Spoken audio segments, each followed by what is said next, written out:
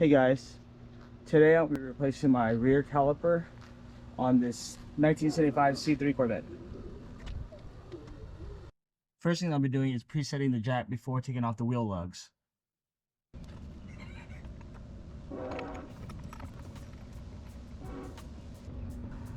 I'm going to be using the traditional 4-way to loosen the nuts.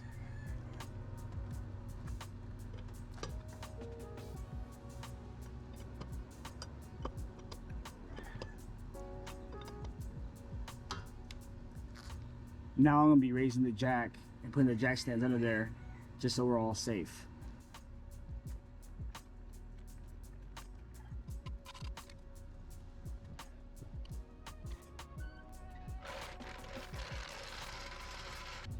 I'm using this 1/2-inch impact to take the lugs all the way off.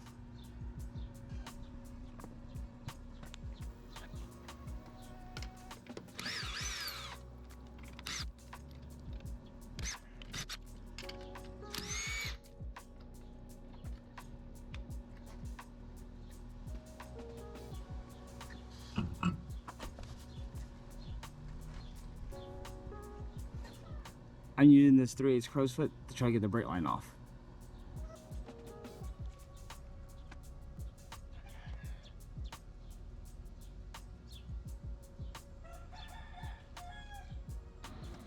If you can't find any of these tools that I mentioned at your local tool store, I will have Amazon affiliate links in my description below for the same type of tools that I used.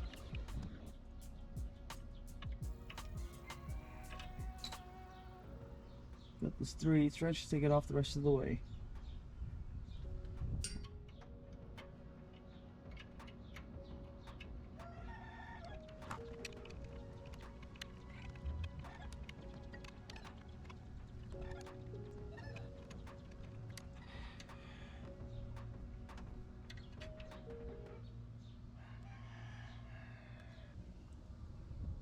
I'm using this 5/8 socket to take off the caliper bolts.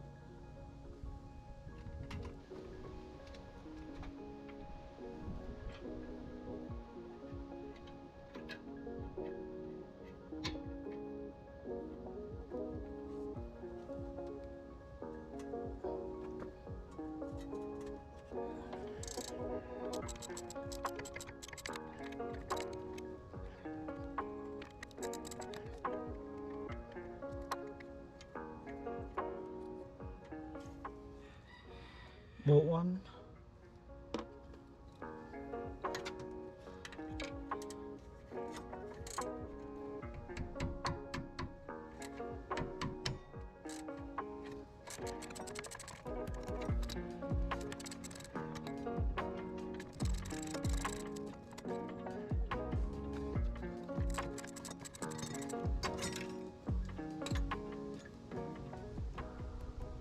Bolt 2.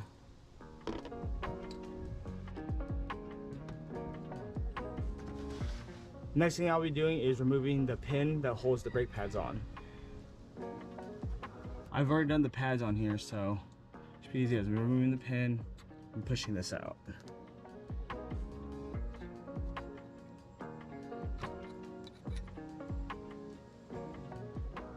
The new caliper does come with new pins, but this needs to go with the old one for the cord charge.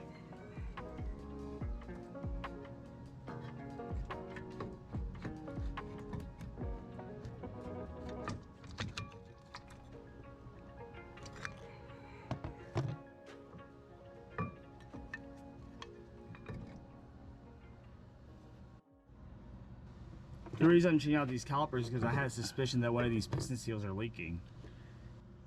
If you can see there, that definitely confirms that that piston seal is leaking.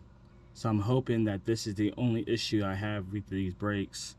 The only thing I saw like leak wise was on what they call the proportioning valve. It was on the back end of the proportioning valve that's for the rear side, but from what I read, that's like there's a little weep hole back there. And I think it does kind of like leak out when there's a brake issue. So I'm hoping that I don't need to replace that, but I mean, obviously you can tell that this definitely needs to go first. And then if proportioning valve needs to be replaced, we'll do that afterwards. Let's take a look at the new calipers.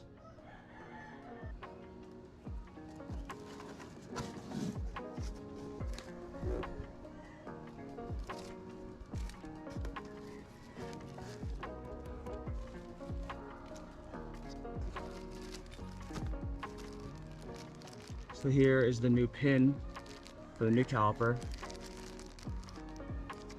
with the new clip. And here's the new caliper. First thing you want to do before you install this is compare it to the old one. Make sure you have the right side. This is the rear passenger. So we're going to go ahead and compare this to the old one. From the looks of it, these calipers are the same. You have the bleeder screws in the same position.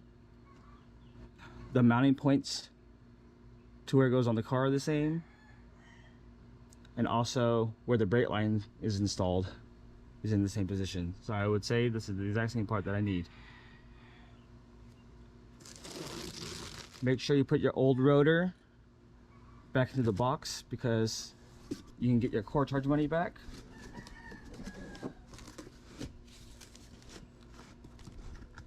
And also make sure you keep your receipt.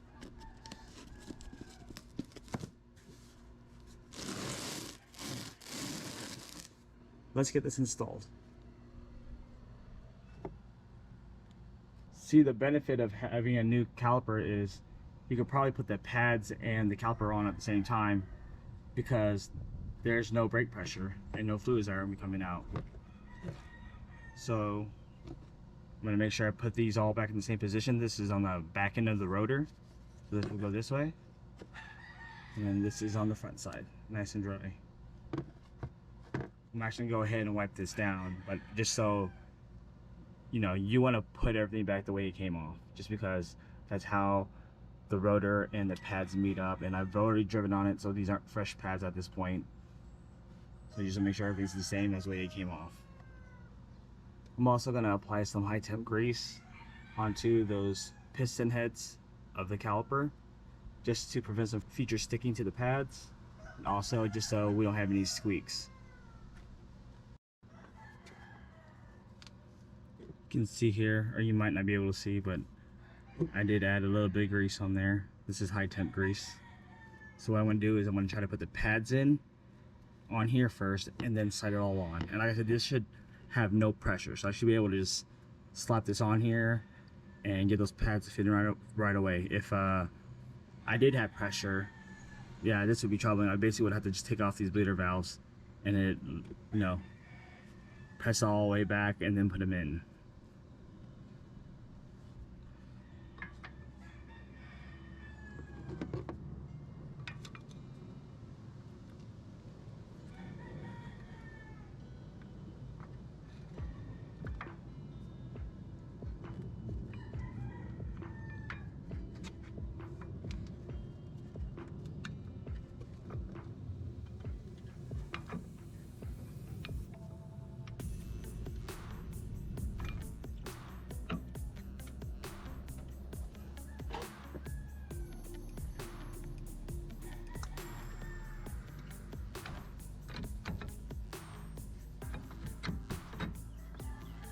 Just like that.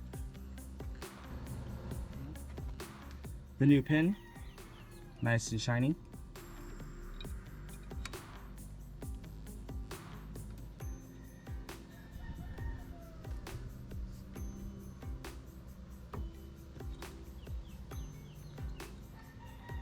Really don't want to force these in. If you have to force these in, you got different problems. There we go.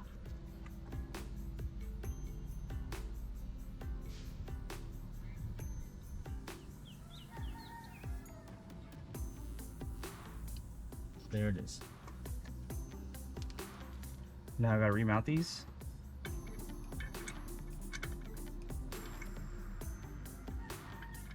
Very important to hand thread these in first. You don't want to end up stripping anything. If you're installing a new caliper, I found it easier to start from the back end versus doing the front. Once your back end's in, that front screw should go in pretty easily, should be easily aligned. Just gotta maybe move it up or down just a little bit to find the sweet spot.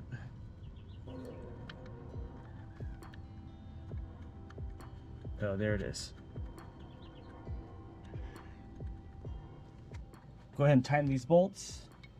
Then I'm gonna try to torque these down to 60 foot-pounds based off what I read on forums.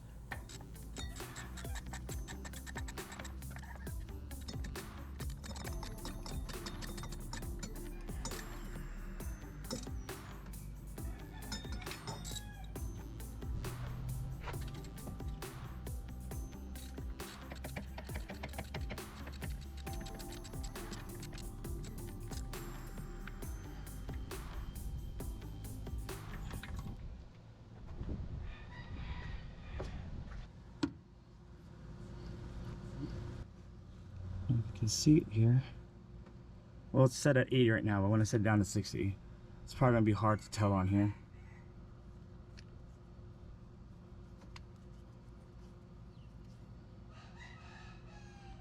60 right there.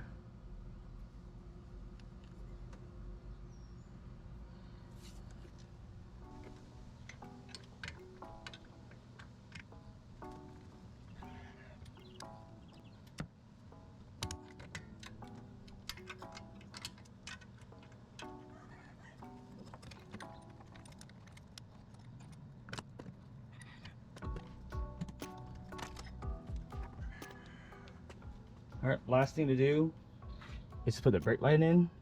You have to be very careful not to cross thread these.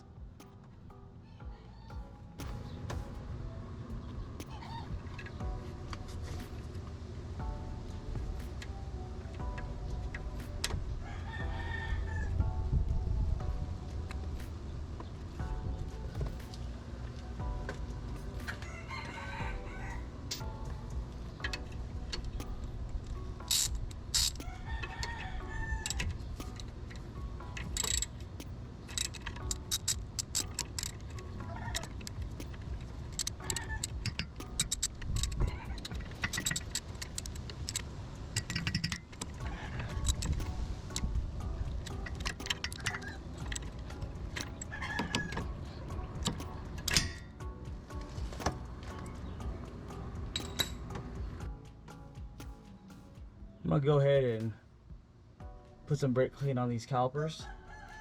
Make sure that there's no leaking.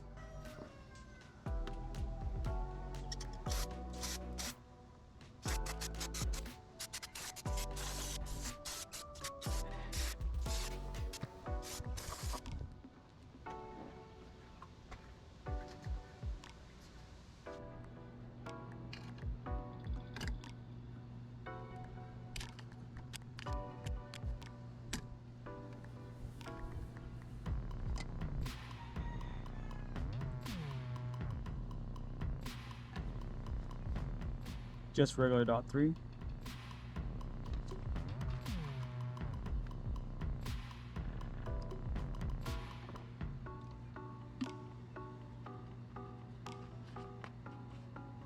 Alright, now I'm gonna try to get these gravity bled.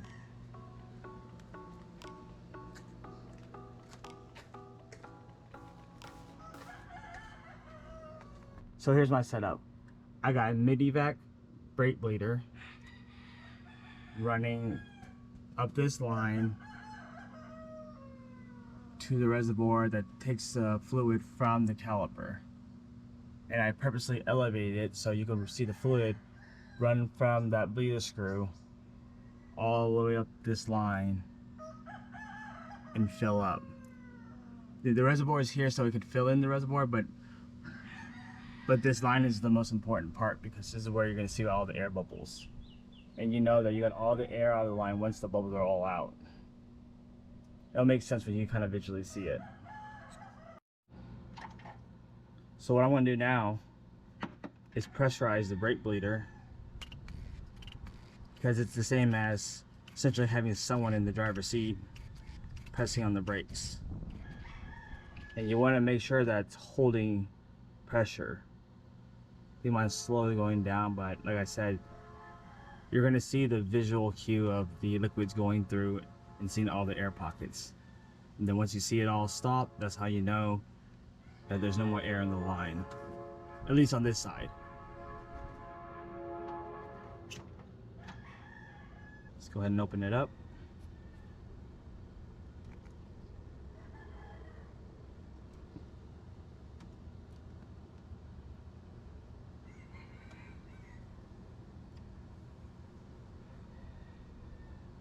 See how that pressure is going down? When it hits 0, I'm going to tighten it back up and do it all over again.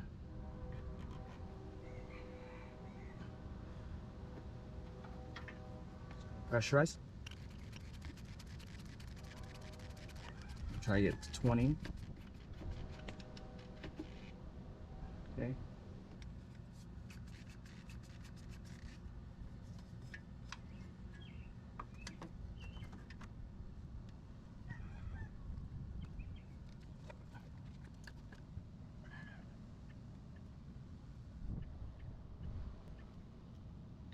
See how those bubbles are coming out like this? You want all those bubbles to stop eventually. So obviously when I shut it, it's gonna stop. Now, like I said, let's reprime this. The absolute most funniest part about this thing is that I could not get this to stop giving me air pockets.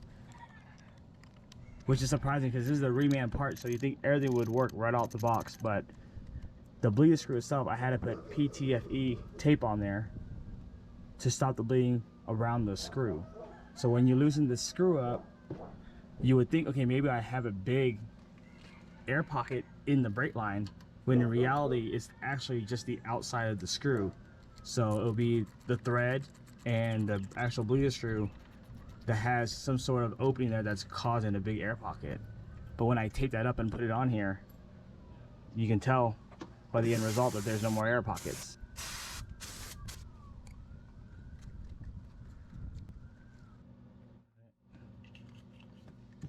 This.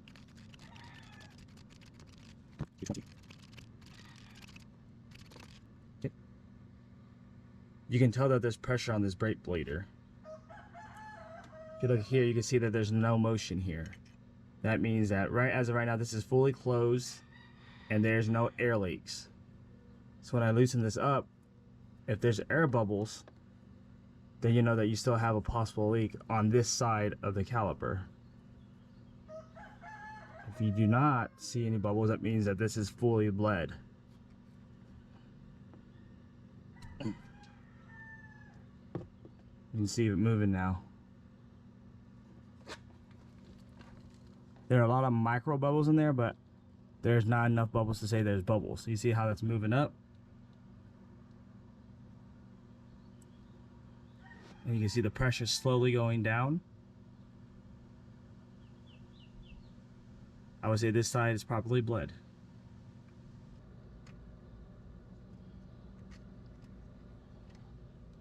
So here's the new screw. Go ahead and wipe it off.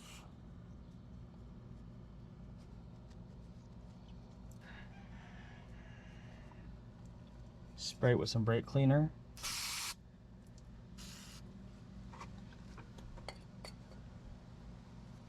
Wipe it again. Get it as dry as possible. I'm gonna put this down real quick. Now, can you read that? PTFE thread seal tape. PTFE tape and Teflon tape are two different things. I believe that this is more durable when it comes to brake fluid, and I believe with Teflon tape, that thing just gets basically, it dissolves right away with brake fluid. So highly recommend using PTFE. Again, I'm just using this so there's no air escape between the caliper and the bleeder screw. Don't need too much of it, just to wrap around once. I'll probably end up going 3 times on accident, but rip it right off. Get your screw. Then I want to go, turning this right, you want to go, I believe, if you're looking at it, you want to go clockwise. If you're looking at it this direction, you want to go clockwise. And be careful not to cover the hole.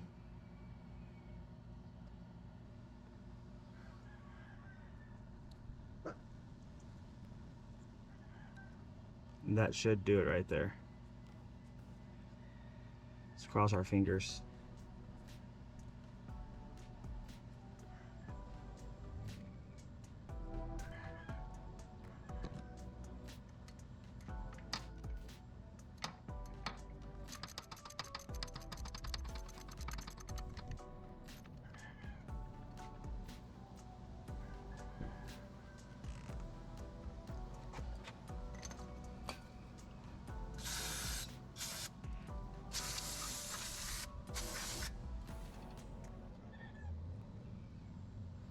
Same thing on the back side.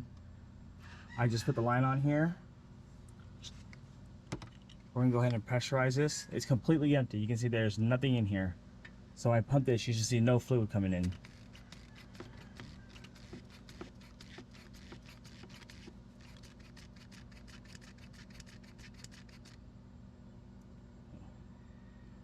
Let's set this down somehow. And just focus on this line here. We're going to see the fluid come out, and also pay attention to this gauge.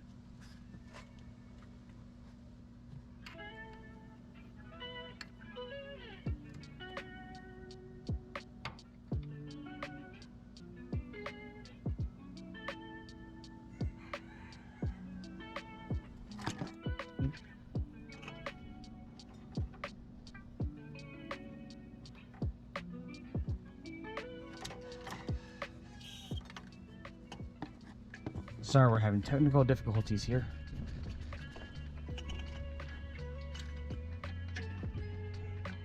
Just hold it like this.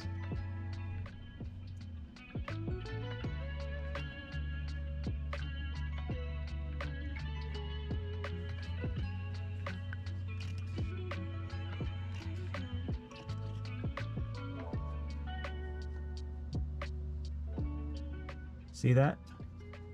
No air pockets. See how that air is still going down? See how that air is still going down? But there's no air pockets here. This should be completely bled.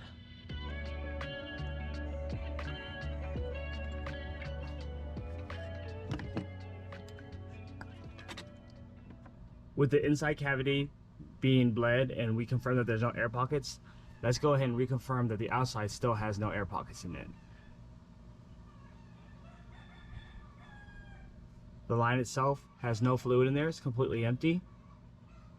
So let's go ahead and repressurize this.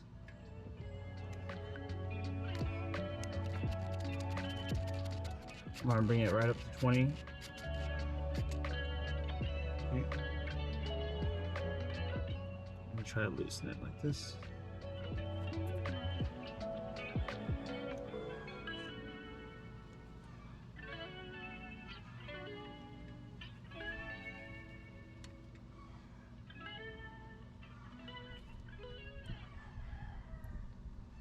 As you can see, there are no air pockets in here, which means both sides are now bled. I really can't give you an honest answer on which side is best to do first, just because I had to deal with that brake bleeder screw air between the caliper and the screw itself. But I can confirm with you that I did bleed this and there are no air pockets on both sides. So with that, hopefully I will no longer have any brake issues. All right, doing all that work, I did kind of build up an appetite, and for some odd reason, I'm craving chicken. Welcome to my Rooster cookout. What we have here are 2 pairs of wings that I'm making for dinner, along with some mac and cheese with broccoli that I made off screen. This propane grill has been preheated to 350 degrees Fahrenheit, with the right side of the grill set up with direct heat and the left side with indirect heat.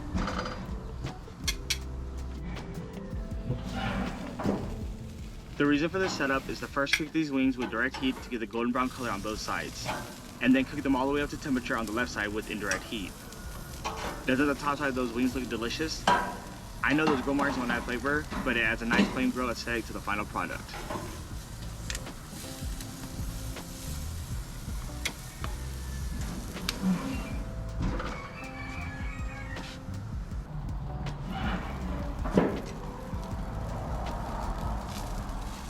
When I went back to check on the Rooster wings, the bottom side wasn't at the golden brown color I was looking for. But I still went ahead and turned all 4 of them over just to re-inspect them. With the underside not being to my liking, I reflipped the wings back over and let them cook for a little bit longer with the grill top open. And that's just so I can keep a close eye on them and make sure they don't end up looking like burnt toast. Now we are at the final stage.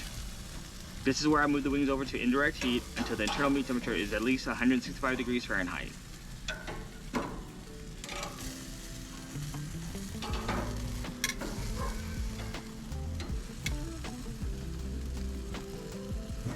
Also, I decided to crank up the grill temperature closer to 425 in hopes to get a crispier finish on the skin with no risk of burning the meat. These wings are golden brown, crispy, and ready to plate.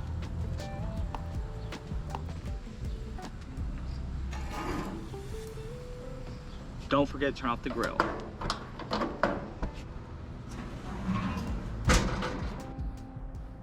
To the plate we go.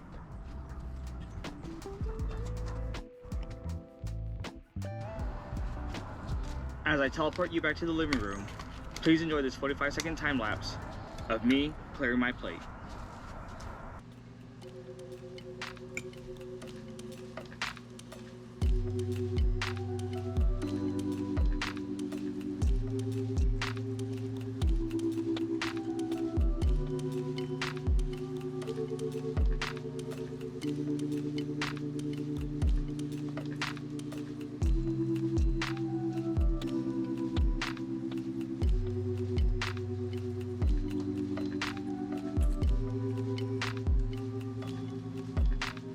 If you enjoyed this video, or at the very least my cooking skills, please give this video a thumbs up.